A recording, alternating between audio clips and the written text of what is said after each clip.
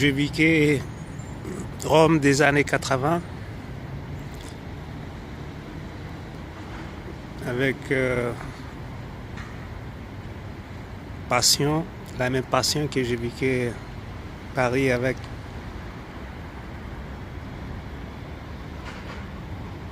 Je passais pour Madrid, vers l'Afrique.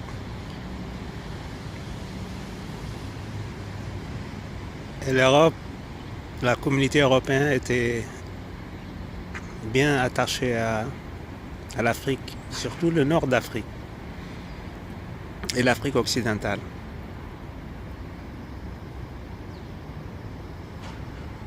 J'étais ici en Italie plusieurs fois pour faire shopping, visiter l'Italie pour quelques jours, passer pour Paris, Dakar,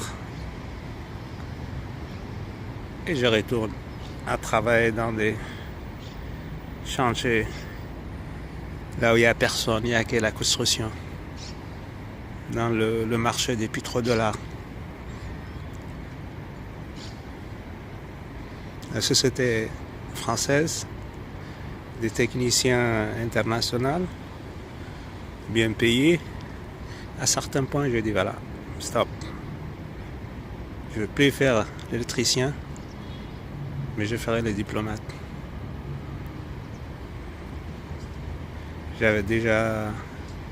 J'avais passion pour affaires internationales. Donc, je suis grandi avec France Internationale, BBC, Le Monde et d'autres avec une autre langue. J'étais jeune, j'avais du temps, j'ai décidé de faire mon expérience. D'abord, visiter l'Italie et la Sicile, l'île de la Sicile, l'île de soleil, orange, limon, la mer, histoire et Etna. Je voyageais avec sac couchage, rencontré des Italiens de l'époque, très gentils. Ils m'appellent cousin. Ils ne sont pas contents avec le gouvernement central.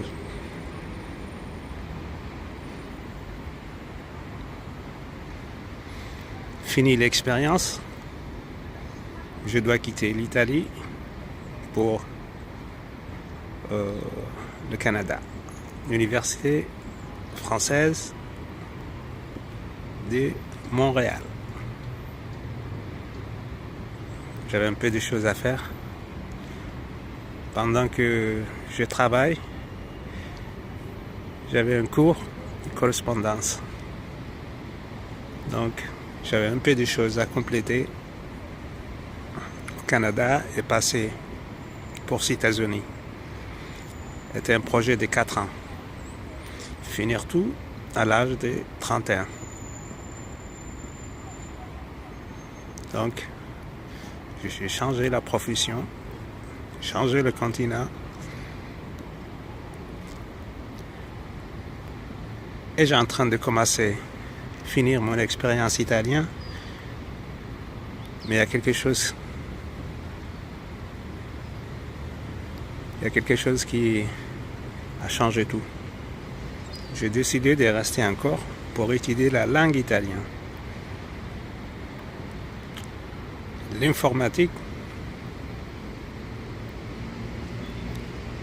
et continuer vers d'autres langues et affaires internationales. C'était une expérience de la période que j'ai passée à Paris. Chaque fois quand j'arrive, je porte 250 francs au restaurant de Tour Eiffel. Chaque 4 mois. Là où on travaille, il n'y a rien. On ne dépense rien. Tous les services sont complets après 4 mois. Billets aller-retour. On ne peut pas rester plus de 4 mois. Le travail dur, le climat est dur.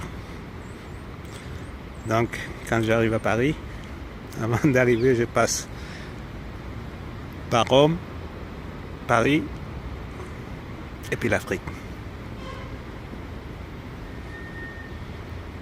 À Rome, je me suis trouvé bien dans la communauté internationale, vive, tolérant, ouvert. Pas de discours d'intolérance, surtout entre les jeunes. Moi, j'étais jeune.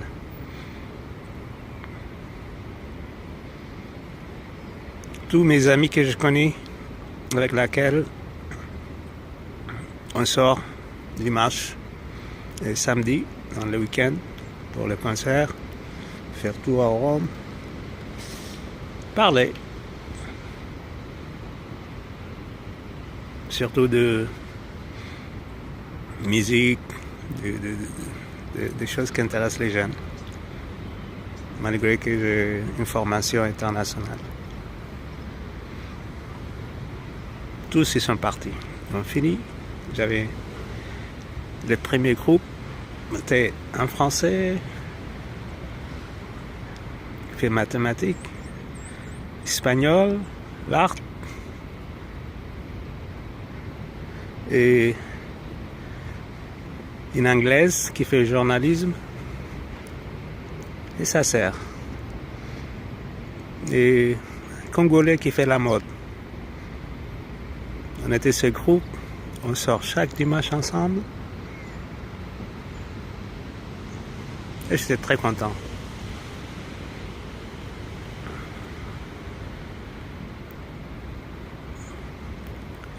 Bon, ce qui s'est passé après, c'est l'incroyable.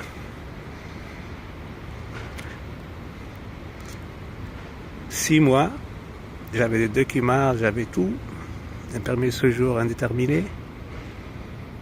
Malgré tout ça, j'ai encore 6 mois, 7 mois pour quitter l'Italie, parce que l'année académique canadienne va commencer. Ça c'est 1990. Mois d'avril, quelqu'un m'a invité à lui faire une installation.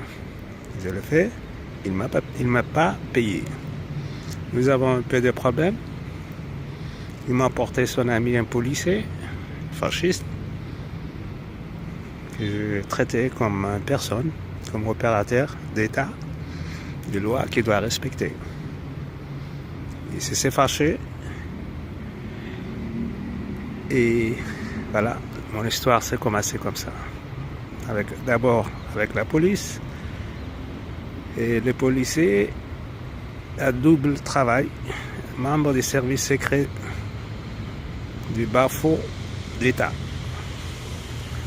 C'est pour ça qu'il m'a passé au service secret. Et puis le reste, c'était une histoire incroyable du Lemine qui est devenu un Américain, qu'il a bien accepté. Et voilà, il y a Lemine et il y a l'Américain. Nous les deux, on a travaillé ensemble pour se sauver, survivre et se sauver. Et le conflit est parti pour 30 ans.